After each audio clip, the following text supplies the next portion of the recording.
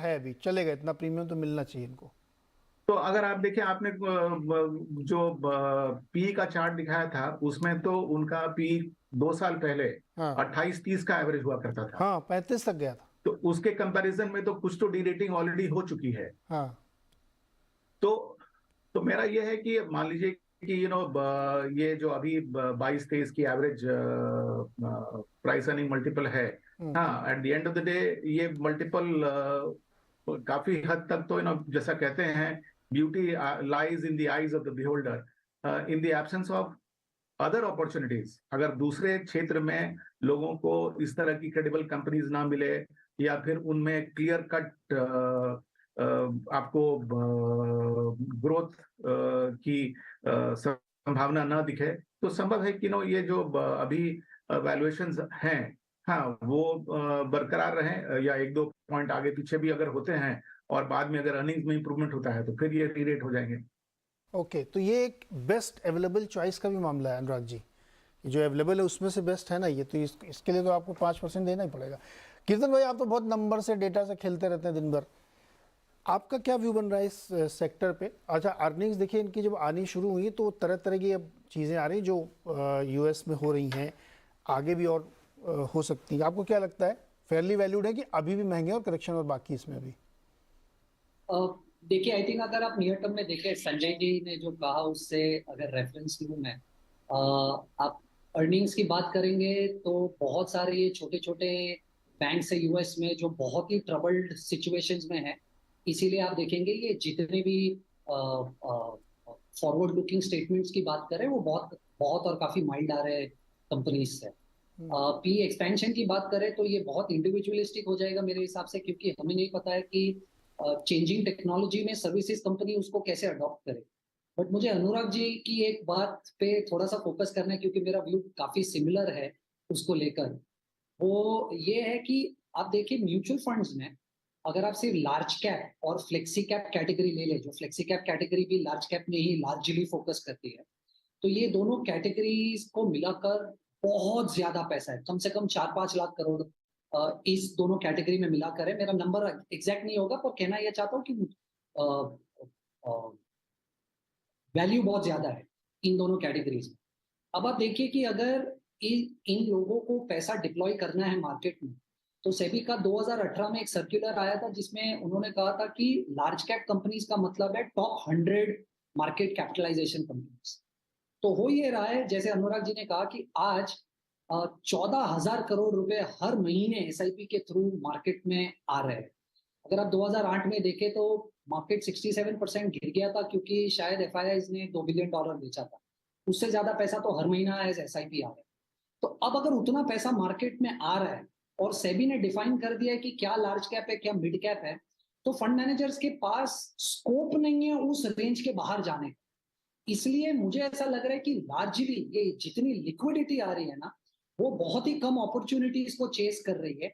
इसकी वजह से बढ़ती लिक्विडिटी के सामने मुझे ऐसा लग रहा है कि हिस्टोरिकल वैल्यूएशन डेटा पॉइंट्स पे आपको प्रीमियम देना ही पड़ेगा। और इसका फ़ायदा एफआई वाले उठाएंगे, ऐसा मैं होने नहीं दूंगा। ऐसा कैसे हो जाएगा कि हम लोग खरीदते रहे और एफआई वाले मौका उठा के उसको बेचते रहे?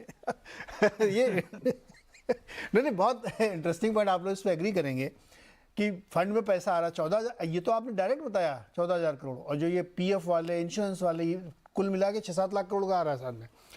इंटरेस्टिंग पॉइंट ये है कि जब भी ऐसी सिचुएशन बनती है तो लॉन्ग एवरेजेस की तरफ आप इसलिए देखते हैं क्योंकि कोई ना कोई उसका फ़ायदा उठा रहा होता है, और आईटी में लगभग ऐसे हो रहा है। आपको एक दूसरे एग्जांपल से मैं ले जाता हूँ, और वही मेरा सवाल भी होगा। बैंकिंग में थोड़ा सा बात करेंगे, छोटे छोटे जवाब दीजिएगा। आपको याद होगा कि जो पीएसयू बैंक का इंडेक्स था वो लोज पे एकदम ट्रेड कर रहा था, और आप इतिहास उठा के देख लीजिए पिछले 6 महीने के अंदर जिसने आउट परफॉर्म किया वो सिर्फ पीएसयू बैंक इंडेक्स है। ये है लॉन्ग एवरेजेस का खेल, कि अगर यही आईटी, निफ्टी आईटी का मल्टीपल 14-15 पे हो जाए और स्टॉक का मान लीजिए 20-22 भी रहे, तो आपके पास पैसा बन जाएगा क्योंकि वो कैचअप होगा। लेकिन यहां दोनों अपने लॉन्ग एवरेजेस से ऊपर चल रहे हैं। हालांकि बैंक में अगर आप जाके देखें तो जिस तरह से उनके एक्सपेंशन हो रहे हैं पी के, उनकी बैलेंस शीट क्लीन है, वो लगता है कि वो बेटर पॉइज्ड है। इसीलिए बैंक निफ्टी आपको बार बार इशारे करेगी हम तो चलने के लिए तैयार है, लेकिन ये पीछे से हमारे जो है लंगड़ फंसा देते हैं आईटी वाले, अनुराग जी, बैंक ज्यादा स्ट्रांग है इंडिया में? नहीं, स्ट्रांग दोनों ही है नीरज, बैंक और आईटी दोनों ही स्ट्रांग है। और आई थिंक कीर्तन ने बड़ा अच्छा पॉइंट बोला, वो अब 1-1.5 साल पुरानी बात हो गई है, लेकिन जब से ज्यादा टाइम हो गया है, लेकिन सेबी ने भी कुछ रीडिफाइन करके ना वो कॉन्सेंट्रेशन को बढ़ा दिया है मार्केट्स में। तो ultimately the money flows into concentrated companies जिन पे प्रीमियम एनीवेज आने ही वाला है। तो आई थिंक ये एक अच्छा पॉइंट था जो मैं मिस कर गया था। बट नीरज, दोनों ही बड़े स्ट्रॉन्ग सेक्टर्स हैं। और आई अंडरस्टैंड 4 times बुक वो बेट करना तो किस पे करेंगे वर्ल्ड में तो नॉर्म नहीं है। अभी आपको बेट करना हो तो आप किस पे करेंगे? अब आप शुगर कोटेड बात कर रहे हैं, ये दोनों अच्छे हैं, कैसे दोनों अच्छे हैं? अभी हम लोग ने इतना डिस्कस किया, आपको एक पे बेट करना तो आप किस पे करेंगे? अच्छा ओके, तो बेट कर, तो दोनों अच्छे हैं नीरज, लेकिन अभी नहीं खरीदूंगा इस प्राइस पे। दोनों नहीं खरीदेंगे? बिल्कुल अभी नहीं, अभी प्राइस नहीं, मैं ये नहीं कह रहा हूँ कि सेक्टर बहुत अच्छे है, बैंक का नाम बहुत अच्छा है, वैल्यूएशन अपना काम डेटा है, वैल्यूएशन अच्छे हैं क्या?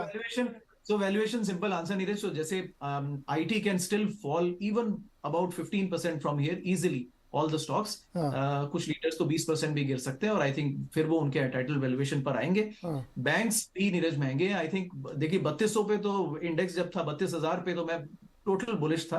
अब 42,000 पे नीरज उतना बुलिश नहीं हो। देखिए 1-1.5 साल में पहुंच गया नीरज 25% रिटर्न देके इंडेक्स। तो आई थिंक अब तो रुकने का समय है, 24 तक तो एटलीस्ट रुकना चाहिए। हाँ, अगर कोई बीच में क्रैश आता है मार्केट से लिंक्ड और क्राइसिस आता है, तो देन मार्केट को पता है कि कौन से बैंक्स खरीदने हैं। 2-3 रॉक सॉलिड बैंक्स हैं, फिर हाथ ना खींचे। मेरा हेजिटेशन ये रहता है, कंप्लेन ये रहता है रिटेल से कि जब इनमें बैड न्यूज आती है ना, बैंकिंग में और टेक्नोलॉजी में भी, फिर खरीदने वाले नहीं होते हैं Neeraj. And I am surprised. हाँ, ये बात सही है संजय जी। ये जो हमारे बैंक्स हैं, उनके राइट पैरामीटर क्या, उनकी बुक वैल्यू देखें, कुछ की बहुत ज्यादा है, कुछ की बहुत कम है। हालांकि पीएसयू वाले जो एकदम डर्ट चीप प्राइस पे थे, अब वो बहुत रिचली वैल्यूड हो गए हैं और उसमें बहुत अच्छी तेजी बनी है। आप प्रेफर करेंगे कि इस जो ये झगड़ा चल रहा है दोनों के बीच में बैलेंस आउट करना, तो आप बैंक के साथ जाएंगे क्या अभी भी इस परिस्थिति में भी? नीरज, अगर मुझे पैसे कंपल्सरी बाजार में लगाने होंगे, हाँ, तो मेरे ख्याल से आज भी बैंक बुरे नहीं है, क्योंकि अगर हमें ये देखना है कि क्या हम ब्रॉड मार्केट को आउट परफॉर्म कर पाएंगे बैंक में निवेश करके, तो मेरे ख्याल से वो संभव है आज के दिन में भी। और जैसा आपने कहा पब्लिक सेक्टर बैंक्स का, तो आप सरप्राइज होंगे नीरज, आज भी बहुत सारे पब्लिक सेक्टर बैंक्स हैं जो कि प्राइस टू बुक वैल्यू के बेसिस पे बुक वैल्यू से नीचे ट्रेड कर रहे हैं। तो उनकी एक रैली जब बनी थी पिछली बार, तो लग रहा था कि ना उनकी रैली उनको प्रीमियम पे ले जाएगी, लेकिन ऐसा हुआ नहीं। हिस्टोरिकली अगर आप देखें तो ये 10 साल के बाद जो पीएसयू की रैली हो रही है, 10 साल पहले बैंक्स की जब रैली हुई थी तो ये पीक आउट कर गए थे एट रफली between 1.5 to 1.75 times their book value. तो आज तो ये उनसे डिस्काउंट पे ट्रेड कर रहे हैं।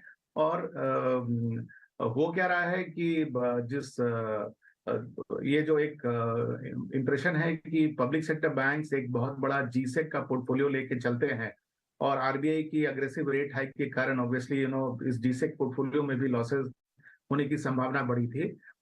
लेकिन अभी तो इस क्वार्टर में खास करके हमें देखना है कि पब्लिक सेक्टर बैंक्स अपने credit growth and deposit growth किस तरह से मेंटेन कर रहे हैं, और जिस तरह का उन्होंने कॉन्फिडेंस दिया है कि वो अपनी नॉन परफॉर्मिंग एसेट्स को अच्छी तरह से मैनेज कर लिए हैं, रिस्क पर उनकी काबू है। अगर ये कॉन्फिडेंस बनता है तो संभव है कि पब्लिक सेक्टर बैंक्स में दोबारा एक रैली बने।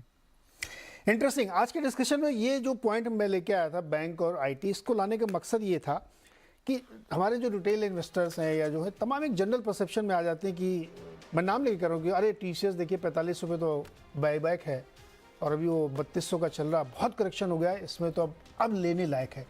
मेरा उनसे रिक्वेस्ट है कि हम लोग इतनी मेहनत करके आपको ये शो बना के दे रहे हैं, उसको आपको देखना चाहिए कि उनके मल्टीपल्स कहाँ पे हैं। 6 महीने से वहीं पे खड़ा है और स्टॉक चले नहीं है और अब गिर रहे हैं।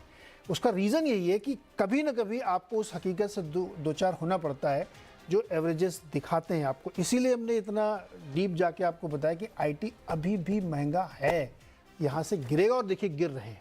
इन्फोसिस 10% एक दिन में गिरा था, खराब नतीजों के बाद। तो कहीं ना कहीं वो नंबर्स, वो डेटा आपको इशारा करते हैं, आपको समझने की कोशिश करनी चाहिए। अगले हफ्ते फिर किसी एक और सेक्टर की ऐसे ही हम लोग एक्सरे रिपोर्ट बनाएंगे। आज के लिए बहुत बहुत शुक्रिया। एंजॉय करिए वीकेंड का, खुश रहिए, मस्त रहिए। बहुत बहुत शुक्रिया।